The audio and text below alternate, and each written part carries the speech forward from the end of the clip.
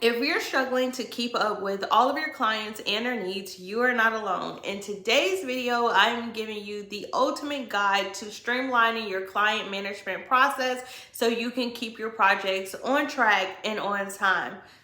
There's no stopping me now. I know my shot sit down. Money's all over me. I'm called to be rich and be free.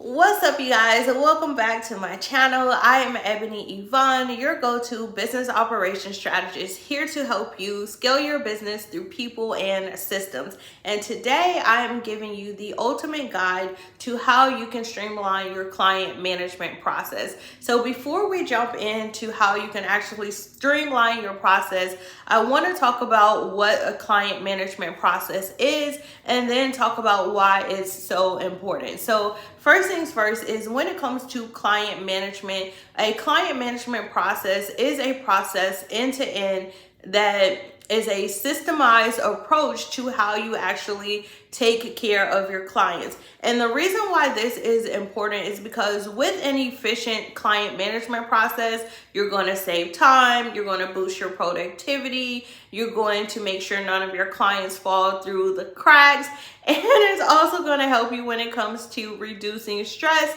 and keeping your sanity. So essentially, your client management process should help you manage the relationship between you and your clients through every stage of their client experience, from the time that they enter your ecosystem and they're on that customer journey to actually getting into a paid process, but also once they do sign up for a coaching program, one of your courses, then how do you actually onboard your client to make sure they know, okay, now that you're in this program, what do you need to do first? What do we need from you? What can you expect? What's the next steps? And then also how you manage the relationship once the onboarding process is done. And then what happens when that experience is over? You should have some type of offboarding process in place so that you can tie up loose ends and in your relationship or that working relationship on a good standing. Okay, so that is what I want to get into in this video. When it comes to streamlining your client management process, it is all about creating a system, and how you actually create your system is going to be leveraging different workflows, tools, and techniques in order to streamline that customer's experience when it comes to working with you. So the first thing that you want to make sure you have in place is an onboarding process. So in my own experience, when I've been a part of different coaching programs, it has always been so fascinating to me. And this is like a guilty pleasure of mine. I don't even know if I should say this, but I remember being a part of different coaching programs, and I would love to just watch how people reacted when they first enter into like a coaching community versus once they've been in there for like 14 days, they've been in there for a month, they've been in there for 3 months, and how their energy tends to shift simply because of the onboarding process or sometimes the lack thereof, right?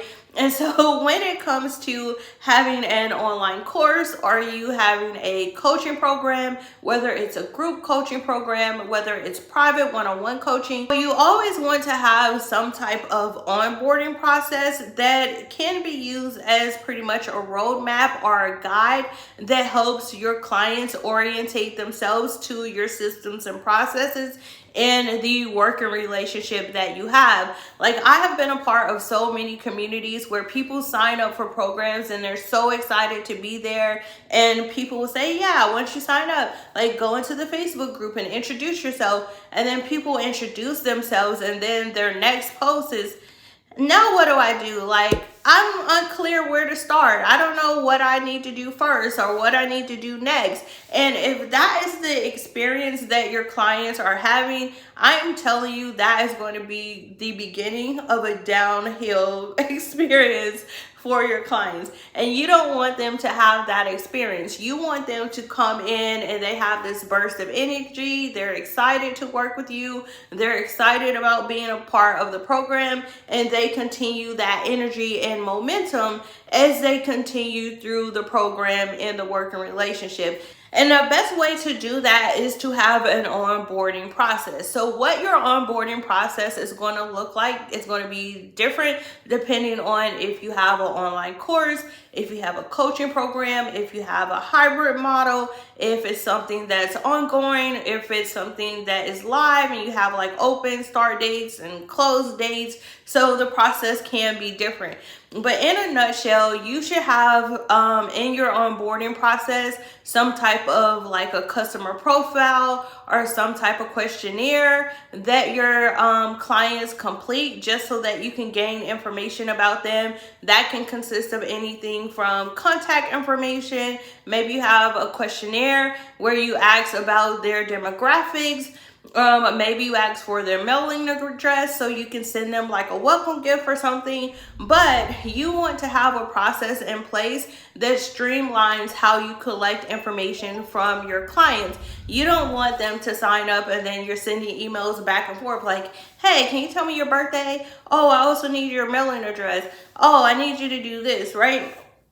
If you have a systemized onboarding process, that is going to be automated and it's going to be a lot easier, not only for your client, but for you as well. Something else that you should have in your onboarding process is going to be orientation to any of the tools or platforms that people may need to use in order to participate in your program. So for example, my courses are currently hosted on Teachable. So when someone signs up for a program, I walk them through how they can actually download the Teachable app so that they can access the course content or curriculum on the go. You may be someone, you're hosting a community on Circle. You may want to have an orientation where you walk them through your Circle community. You explain the different spaces, where to go for what resources.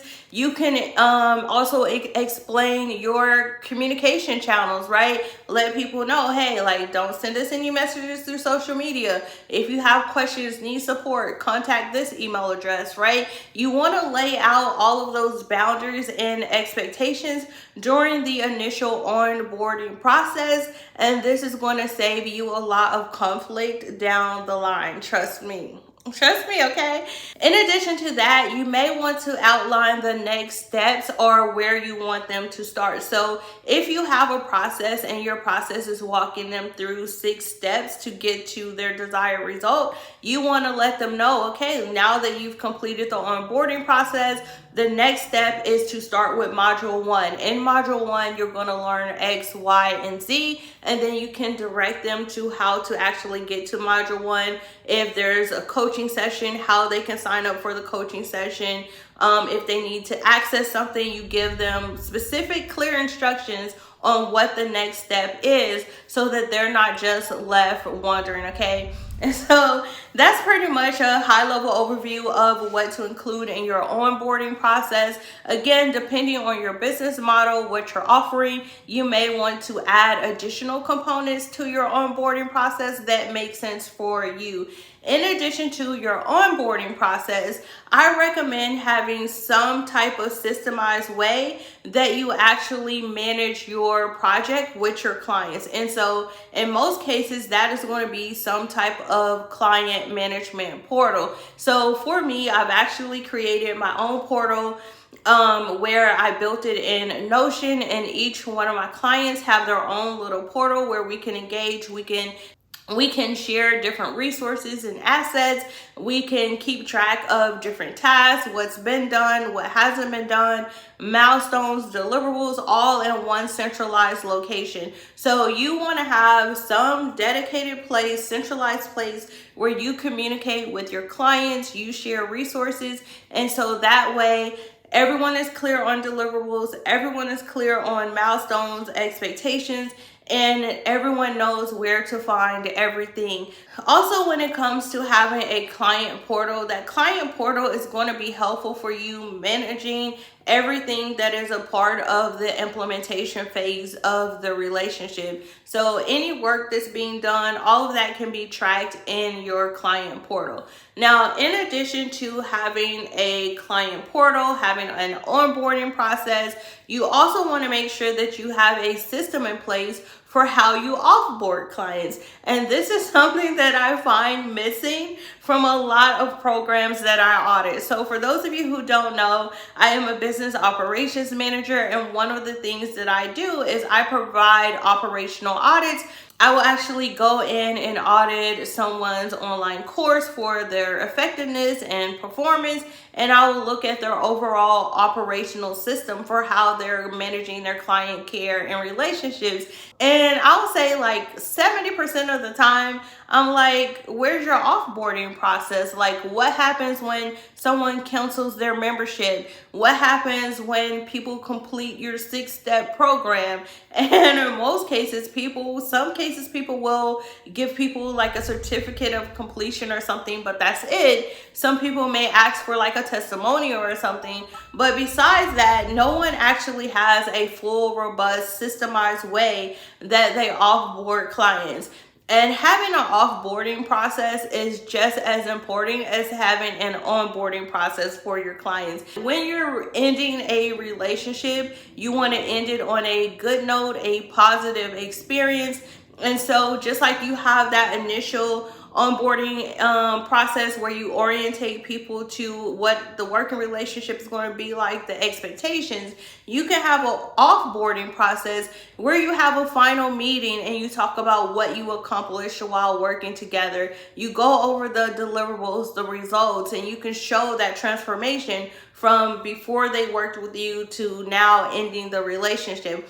Also, when you have a formal offboarding process, it's going to be a lot easier for you to collect those testimonials and get feedback that you can use for marketing materials or use to improve your programs because it's ingrained into your system.